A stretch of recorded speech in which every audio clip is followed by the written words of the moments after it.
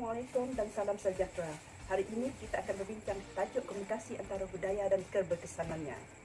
Sebelum kita meneruskan kepada tajuk cabaran tadi, kita nak tahu apa arti komunikasi antara budaya. Komunikasi memberi makna perilaku, apa yang diperhatikan, dan sehingga budaya membentuk perilaku seseorang dan akhirnya membawa kepada proses komunikasi yang dinamik, yang berlangsung dan selalu berubah-ubah. Boleh dikatakan ianya interaktif antara penerima dan sumber. Okey, kita teruskan kepada kepentingan komunikasi. Kepentingan komunikasi ada 4. Pertama iaitu kehidupan peribadi. Boleh dikatakan seorang yang melihat dirinya dari sudut pandangan orang lain. Yang kedua iaitu peningkatan kerjaya. Seseorang mempunyai kepakaran dalam bidang tertentu maksudnya. Yang ketiga, etika dalam berkomunikasi. Menjaga etika dalam berkomunikasi kerana melibatkan prinsip-prinsip moral atau apa yang wajar dan tidak wajar dilakukan.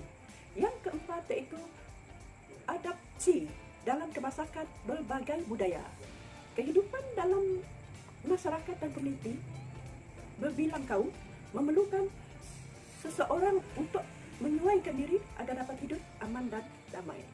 Tajuk penting kita iaitu cabaran-cabaran dalam komunikasi antara budaya. Seseorang yang mengamalkan budaya yang berbeza, menganggap apa yang berlaku di sekelilingnya secara berbeza atau membuat perbandingan antara budaya yang diamalkan oleh orang lain. Kedua iaitu setiap budaya mempunyai penerimaan yang berbeza tentang peranan seseorang. Yang ketiga iaitu setiap budaya mempunyai pandangan yang berbeza terhadap objektif yang dianggap penting dalam kalangan ahli sesuatu budaya itu. Yang terakhir iaitu budaya mempengaruhi asas-asas untuk identiti seorang. Cabaran pertama, komunikasi antara budaya, perbezaan bahasa. Komunikasi dan budaya dari segi hubungan berkait rapat dari perbezaan tingkah laku, cara berkomunikasi, keadaan komunikasi, bahasa dan gaya bahasa yang digunakan telah melambangkan budaya kita. Contoh, di dalam negara, komunikasi diamalkan oleh orang Malaysia oleh 3 kaum, iaitu kaum Cina dengan bahasa Mandarin dan Hokkien dan sebagainya, kaum India, bahasa Tamil dan Telugu dan sebagainya, kaum Melayu dengan bahasa Melayunya. Kalau kita lihat di negara Jepun contohnya, bahasa Inggeris kurang, penggunaan bahasa Jepun diutamakan. Kita boleh lihat bila pelancong pergi ke negara mereka, mereka tetap menggunakan bahasa Jepun. Bagi cabaran kedua, iaitu komunikasi mengamalkan budaya tradisional. Penduduk Malaysia yang hidup yang harmoni dan tanpa persengketaan dan terdapat 3 kaum utama iaitu Melayu, Cina dan India. Mereka ini mempunyai pakaian tradisional yang berbagai bentuk dan warna. Contohnya kita melihat kaum Melayu, baju kurung dan baju Melayu. Kaum Cina-nya menggunakan pakaian bagi lelaki adalah samo. Dan pakaian wanita Cina adalah songxiang. Yang ketiga iaitu kaum India. Mereka menggunakan pakaian kurta bagi kaum lelaki dan pakaian perempuan iaitu salwar kamis dan sebagainya. Bila kita lihat di luar negara, contohnya kita melihat Jepun. Yang paling terkenal dengan fashion tradisional mereka adalah kimono. Cabaran ketiga, penerimaan budaya berbeza dari segi makanan. Makanan kaum Melayu mempunyai berbagai jenis makanan, contohnya rendang dan ketupat, bagi menyambut sesuatu perayaan orang Melayu. Kedua iaitu makanan Cina, ginseng. Makanan ini adalah tradisional kaum Cina yang dihidang bila menjelang sambutan Tahun Baru Cina.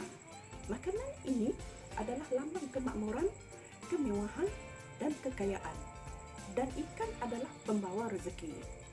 Manakala kaum India, makanan diperbuat daripada rempah ratus yang berbeza.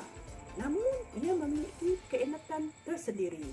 Contohnya, meruku dan tosai. Bila kita lihat di negara luar, contohnya Jepun, sangat popular dengan gosuku. Masakan Jepun ini mempunyai 5 warna, iaitu putih, hitam, merah, kuning dan hijau. Adalah tradisional orang Jepun. Sekarang kita beralih kepada keberkesanan komunikasi antara budaya. Era Globalisasi telah mengembangkan komunikasi. Dengan adanya komunikasi telah memberi kesan untuk dunia, memberi maklumat bagi mencapai dan menyebarkan seluruh pelosok dunia. Manusia berkomunikasi setiap detik dan saat, dan sebagai makhluk sosial, setiap individu perlu berkomunikasi antara satu sama lain. Komunikasi yang berkesan boleh diketahui iaitu individu dan masyarakat, penggunaan dan kepuasan, dan jagaan dan kepercayaan sasaran. Kedua iaitu peranan individu dalam masyarakat, terutamanya berita, media, berpotensi untuk menghalalkan tumpuan kelayakan ramai kepada kejadian yang disiarkan, sesuatu yang amat penting. Kesimpulannya, dapatlah kita perhatikan komunikasi antara budaya merupakan komunikasi yang kita dapat mencapai maklumat, pertukaran idea, pendapat, perhubungan dan sebagainya bagi tujuan dan untuk dipersembahkan secara pribadi melalui simbol dan isyarat bagi bertujuan untuk mencapai matlamat organisasi. Budaya merupakan suatu simbol, sikap, keyakinan, norma tingkah laku yang dimiliki bersama sehingga cara hidup berkembang dan dimiliki bersama oleh sesebuah kelompok manusia dan diwarisi dari generasi ke generasi, dan juga budaya terbentuk dari unsur yang rumit termasuk sistem agama dan politik, bahasa, bangunan, adat istiadat dan karya seni. Malah masyarakat dikatakan mempunyai budaya yang berbeza antara satu sama lain. Sekian, terima kasih. Assalamualaikum warahmatullahi wabarakatuh.